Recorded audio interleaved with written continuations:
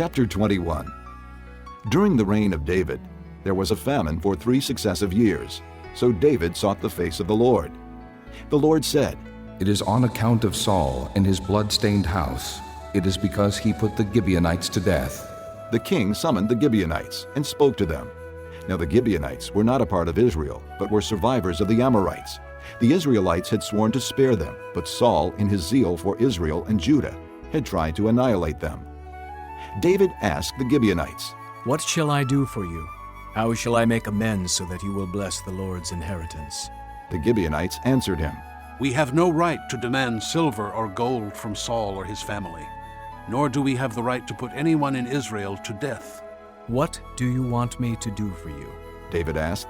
They answered the king, As for the man who destroyed us and plotted against us so that we have been decimated and have no place anywhere in Israel, let 7 of his male descendants be given to us to be killed and exposed before the Lord at Gibeah of Saul, the Lord's chosen one. So the king said, I will give them to you.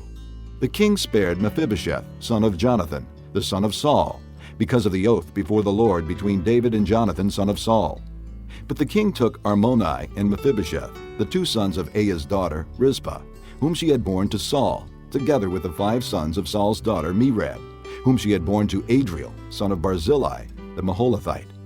He handed them over to the Gibeonites, who killed and exposed them on a hill before the Lord. All 7 of them fell together. They were put to death during the first days of the harvest, just as the barley harvest was beginning. Rizpah, daughter of Aiah, took sackcloth and spread it out for herself on a rock. From the beginning of the harvest till the rain poured down from the heavens on the bodies, she did not let the birds of the air touch them by day, or the wild animals by night.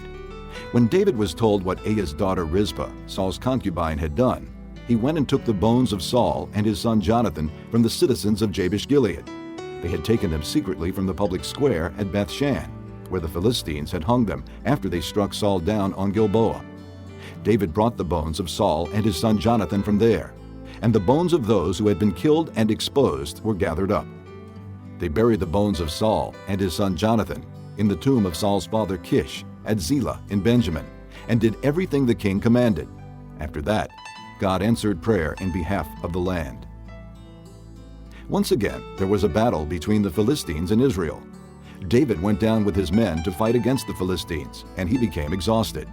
And Ishbi-Benob, one of the descendants of Rapha, whose bronze spearhead weighed 300 shekels, and who was armed with a new sword, said he would kill David. But Abishai, son of Zeruiah, came to David's rescue. He struck the Philistine down and killed him. Then David's men swore to him, saying, Never again will you go out with us to battle, so that the lamp of Israel will not be extinguished. In the course of time, there was another battle with the Philistines at Gob. At that time, Sibbecai, the Hushathite, killed Saph, one of the descendants of Rapha. In another battle with the Philistines at Gob, Elhanan, son of Jaareth-Oregim, the Bethlehemite, killed Goliath the Gittite, who had a spear with a shaft like a weaver's rod. In still another battle, which took place at Gath, there was a huge man with 6 fingers on each hand and 6 toes on each foot, 24 in all. He also was descended from Rapha. When he taunted Israel, Jonathan, son of Shimeah, David's brother, killed him. These 4 were descendants of Rapha in Gath, and they fell at the hands of David and his men.